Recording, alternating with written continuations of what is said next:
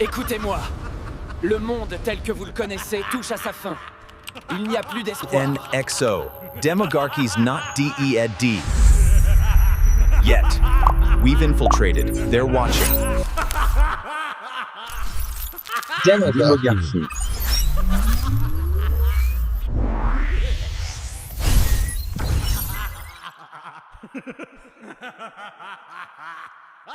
On va s'attaquer aujourd'hui à une vraie énigme, quelque chose qui touche au cœur du bien-être de tout un pays, le paradoxe du système de santé belge.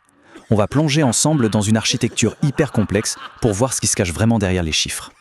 Alors la question de départ, elle est simple en apparence, mais ses implications sont énormes. Comment un pays aussi riche que la Belgique peut-il avoir un accès aux soins aussi cher pour ses habitants? C'est vraiment de là que tout part.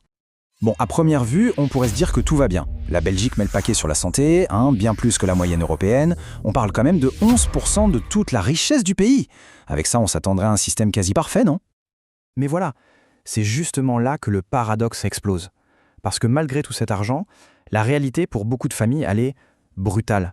Le nombre de ménages qui se retrouvent étranglés financièrement par les frais médicaux, c'est juste alarmant. C'est bien plus élevé que chez les pays voisins. Alors, comment on explique un fossé pareil? Eh bien, pour comprendre, on va démonter la machine pièce par pièce. On va regarder le paradoxe belge lui-même, ensuite le système sous influence, puis l'opacité organisée, la justice à deux vitesses, et pour finir, on verra qui, au fond, paie la facture. Allez, première étape, on plonge au cœur du problème, ce fameux paradoxe belge. C'est un peu comme si on avait une machine incroyable dans laquelle on verse des fortunes, mais qui, à la fin, coûte une fortune à chaque fois qu'on veut s'en servir. C'est exactement ça. Des dépenses publiques records d'un côté, et de l'autre, un coût pour le patient qui est parmi les plus hauts d'Europe. Voilà où est le vrai problème.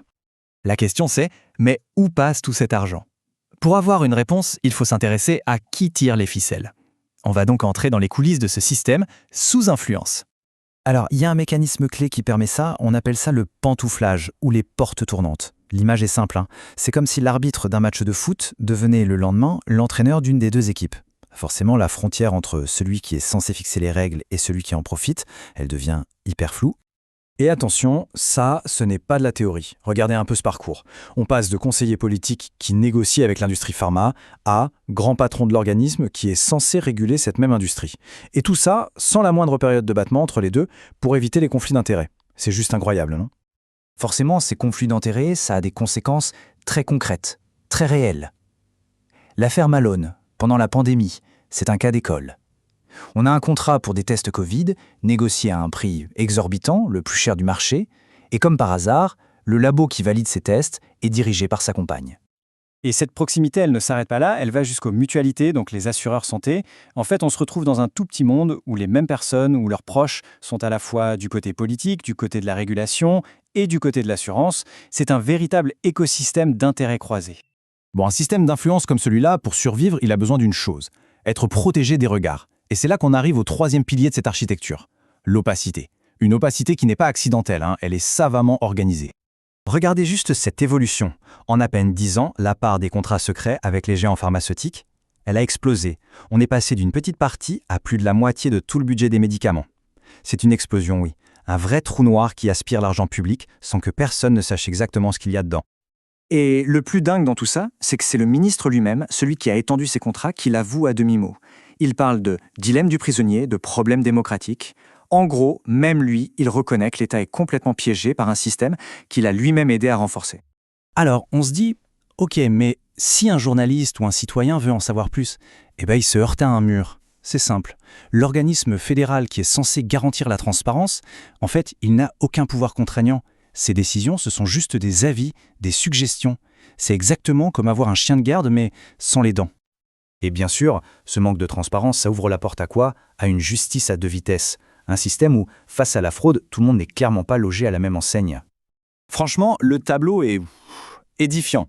D'un côté, on met des moyens énormes pour traquer la fraude sociale. On parle de quelques centaines de millions. Et de l'autre, On laisse complètement filer la fraude fiscale, celle des puissants, qui se compte en dizaines de milliards. Pire, on diminue le nombre de contrôleurs. C'est l'analogie du bazooka pour chasser une mouche et du filet à papillon pour un éléphant. C'est exactement ça.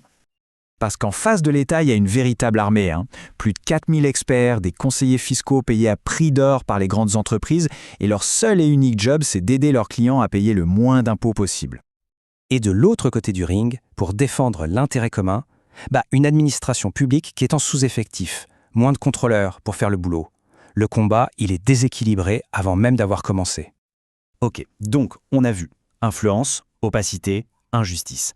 Mais à la fin de la journée, qui paye l'addition pour tout ça? Pour ce système qui ne tourne pas rond? La réponse, on va la voir dans notre dernière partie, et elle est simple, c'est le citoyen. On se souvient de ces fameux 2,8 milliards d'euros là pour les contrats secrets avec l'industrie pharma. Bon, cet argent, il ne tombe pas du ciel, il faut bien aller le chercher quelque part. Et voilà le choix qui a été fait. Pour pouvoir payer ces deals secrets et opaques, on a décidé de couper dans les remboursements à 100% de médicaments vitaux. Je parle de l'insuline pour les personnes diabétiques, par exemple, et de 1500 autres médicaments. Résultat, plus d'1 million de malades chroniques ont vu leurs factures grimper. C'est ni plus ni moins qu'un transfert d'argent direct de la poche des malades vers celle des actionnaires. La conséquence de tout ça, elle est aussi tragique qu'inévitable.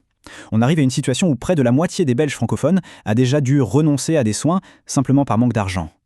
Ça veut dire des gens qui ne vont plus chez le dentiste, qui ne changent pas leurs lunettes, ou, bien pire, qui repoussent des traitements vraiment importants. C'est une crise de santé publique qui ne fait pas de bruit, mais qui est bien réelle. Ce qui nous laisse avec une question finale, une question qui fâche un peu. Quand un système est à ce point conçu pour que ceux qui doivent le réformer en profitent, au final, qui paie le prix de l'immobilisme? C'est sur cette pensée qu'on va se quitter.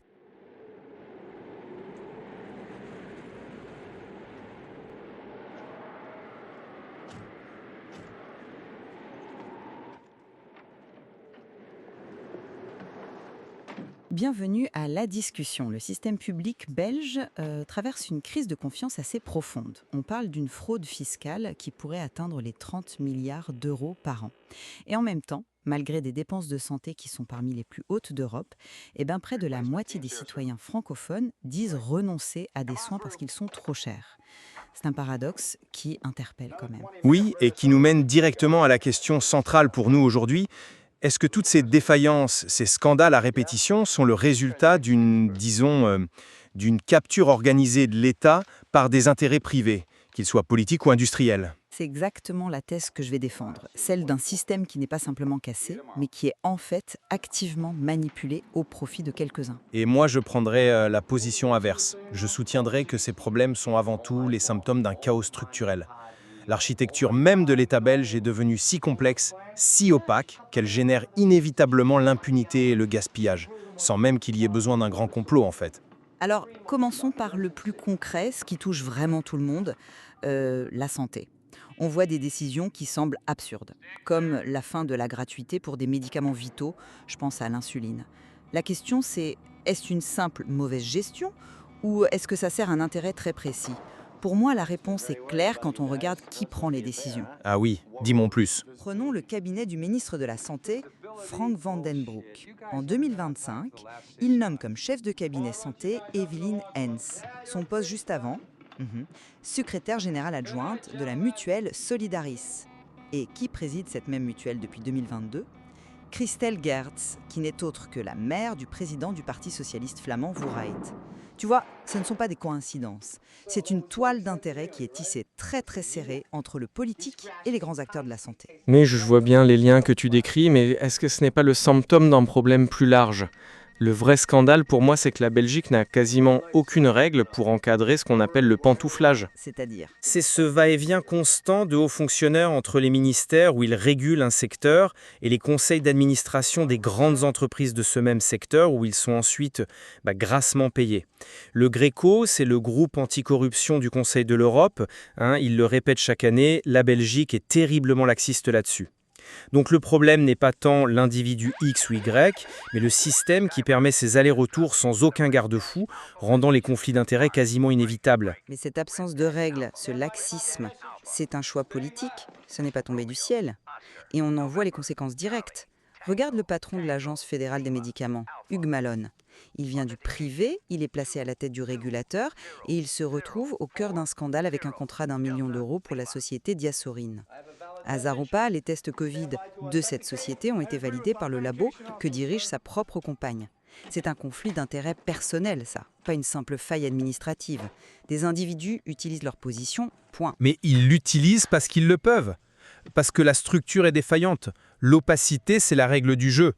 Tu sais que jusqu'en 2018, à la commission de remboursement des médicaments, les votes se faisaient à main levée, sans aucune trace écrite de qui votait quoi.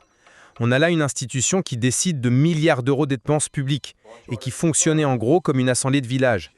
La capture dont tu parles, elle prospère parce que le cadre réglementaire est une véritable passoire. La cause première, c'est la faillite des règles, pas la machination individuelle. Et cette faillite des règles mène à des décisions aberrantes. On a vu les contrats secrets avec les laboratoires pharmaceutiques exploser. On est passé de 500 millions d'euros en 2014 à 2,8 milliards en 2024. Attends, arrêtons-nous sur ce chiffre. 2,8 milliards. Ça veut dire que 60%, plus de la moitié du budget belge pour les médicaments, est dépensé dans l'opacité la plus totale, sans aucun contrôle public ou parlementaire. Le secret est devenu la norme, pas l'exception. C'est énorme comme constat. Exactement. Et pendant qu'on signe ces chèques en blanc à l'industrie, on fait des économies sur le dos des patients. Les réformes dites Arizona, qui visent les malades de longue durée, qui suppriment la gratuité de certains médicaments, c'est pour économiser 109,5 millions d'euros. C'est une somme dérisoire par rapport aux milliards offerts à l'industrie. En fait, on demande aux plus fragiles de financer les cadeaux faits aux multinationales. Pour moi, on ne peut pas être plus clair sur les priorités du système. C'est une capture délibérée des ressources publiques. Je comprends ton indignation, vraiment. Mais je reste sur ma position 1. Cette situation est le produit d'un État devenu ingouvernable. Tu sais combien il y a de ministres en Belgique ? Entre 48 et 52. On a plus de 2000 collaborateurs de cabinets ministériels qui, dans les faits, court-circuitent toute l'administration officielle. On a dépensé 2,5 milliards d'euros en consultants externes en 3 ans. C'est un système qui est conçu pour diluer la responsabilité à un point tel que plus personne n'est responsable de rien. Mais cette complexité, ça n'explique pas pourquoi les décisions vont systématiquement dans le même sens. Prenons un autre domaine, la fiscalité. Comment tu expliques la symétrie totale dans la lutte contre la fraude ? C'est-à-dire ? C'est simple. Le gouvernement a recruté 280 inspecteurs sociaux pour traquer une fraude sociale estimée à 435 millions d'euros. Dans le même temps, on laisse le nombre de contrôleurs fiscaux s'effondrer de 22% en 6 ans, alors que la fraude fiscale, elle, est estimée à 30 milliards d'euros. Le ratio est de 1 à 60 entre les deux phénomènes. C'est un choix politique très clair qui révèle qui le système protège, les gros patrimoines, les multinationales, et qui il cible les chômeurs et les malades. Je ne suis pas convaincu par cette lecture d'une intentionnalité. Pour moi, c'est surtout le résultat de décennies de paralysie politique. Dans notre système, qu'on appelle la particicratie, Expliquons ce terme, oui. C'est ce système où en réalité, ce sont les présidents de partis qui ont le vrai pouvoir, bien plus que les ministres ou le Parlement. Tout se négocie en coulisses entre eux. Exactement.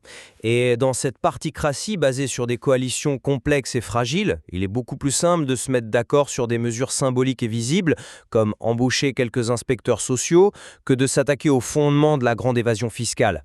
Ça demanderait un courage et un consensus politique qui sont juste impossibles à atteindre, parce que ça léserait des intérêts puissants qui financent ou soutiennent ces mêmes partis. L'asymétrie que tu décris n'est pas un plan machiavélique, c'est le reflet de l'impuissance de l'État à se réformer en profondeur. Mais c'est là où nos analyses divergent fondamentalement. Pour moi, cette particratie n'est pas la source de l'impuissance. Elle est l'instrument même de la capture. C'est au niveau des présidents de partis que se négocient les arrangements, loin du contrôle démocratique. L'affaire Mitra en est l'illustration parfaite. On a le pouvoir politique wallon qui a financé à bout de bras une entreprise privée via des fonds de pension publics, simplement sur la base de relations personnelles entre le PDG de l'entreprise et des figures politiques de premier plan. Ce sont les partis qui organisent ça. Mais attends, le premier intérêt des partis dans ce système, n'est-ce pas d'abord de se protéger eux-mêmes ? Regarde le scandale des pensions parlementaires illégales. Ça a bénéficié à des élus de tous les grands partis, sans aucune exception, et leur premier réflexe a été de faire bloc pour étouffer l'affaire. C'est un bon point, mais ça ne contredit pas ma thèse. Pour moi, si.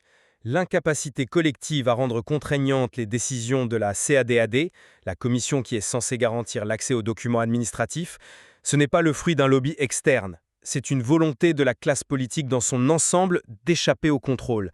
Cette inertie autoprotectrice crée un vide institutionnel, un véritable angle mort de la démocratie. Et c'est dans ce vide que la capture par des intérêts privés peut se produire. Le chaos institutionnel est la condition de possibilité de la capture, et non l'inverse. On a moins de 3000 contrôleurs fiscaux face à plus de 4200 conseillers des Big Four. Mais c'est ça qui est incroyable. Le match est joué d'avance. Ce n'est même plus une question de volonté politique à ce stade, c'est une démission organisée. Je ne vois pas ça comme une démission, mais comme une action ciblée. Cette inertie, elle n'est pas neutre. Quand l'industrie pharmaceutique, qui pèse 40% de la recherche et développement privé en Belgique, menace ouvertement de reconsidérer des milliards d'investissements si le pays soutient la levée des brevets sur les vaccins au niveau mondial, ce n'est plus de l'inertie, c'est une pression directe, un chantage qui façonne la politique étrangère du pays. C'est la définition même de la capture. L'État ne décide plus en fonction de l'intérêt général, mais en fonction des menaces d'un acteur privé. C'est une pression, je suis d'accord, mais elle n'est efficace que parce que l'État est faible et fragmenté. Un État avec une administration forte, avec des mécanismes de contrôle robustes et une vision claire, serait beaucoup moins sensible à ce type de chantage. Le problème fondamental reste la déliquescence de l'appareil d'État, qui le rend vulnérable à toutes les pressions, qu'elles viennent de l'industrie, des syndicats ou des partis eux-mêmes. Le scandale Netis, avec ses 18 millions d'indemnités indues, ce n'est pas le fruit de la capture par une multinationale, mais de l'effondrement des mécanismes de contrôle locaux face à des potentats politiques. En résumé, pour moi, l'accumulation de preuves est accablante. Des nominations politiques croisées au ministère de la Santé, aux contrats pharmaceutiques secrets qui atteignent les milliards, en passant par les choix fiscaux qui protègent les riches et ciblent les pauvres. Tout cela dessine un tableau qui est cohérent. Celui de politiques publiques qui ne sont plus guidées par l'intérêt général, mais qui sont façonnées activement par des intérêts privés puissants. La complexité institutionnelle n'est pas une excuse. Elle est devenue le paravent idéal pour cette capture. De mon côté, je maintiens que si ces cas de capture sont bien réels et graves, ils ne sont que les symptômes d'un mal plus profond. Une architecture étatique qui est devenue si complexe qu'elle en est ingérable. L'érosion systématique des organes de contrôle, la dilution infinie des responsabilités et cette culture de l'arrangement en coulisses créent un écosystème où les intérêts privés prospèrent par défaut presque naturellement. S'attaquer à des cas individuels sans réformer en profondeur les institutions pour y remettre de la transparence et du contrôle, c'est comme écoper l'eau d'un bateau sans jamais réparer la coque. Au final, qu'on pense que le système est délibérément truqué ou qu'il est simplement hors de contrôle, le résultat pour le citoyen, lui, est le même. C'est alarmant. Il paye le prix, que ce soit par des soins de santé qui deviennent inaccessibles, des inégalités qui se creusent ou une confiance dans la démocratie qui, petit à petit, s'effondre. Effectivement, et savoir si l'on doit combattre une machination ou un chaos, ça reste la question centrale pour espérer un jour pouvoir réformer quoi que ce soit. Le débat est loin d'être clos.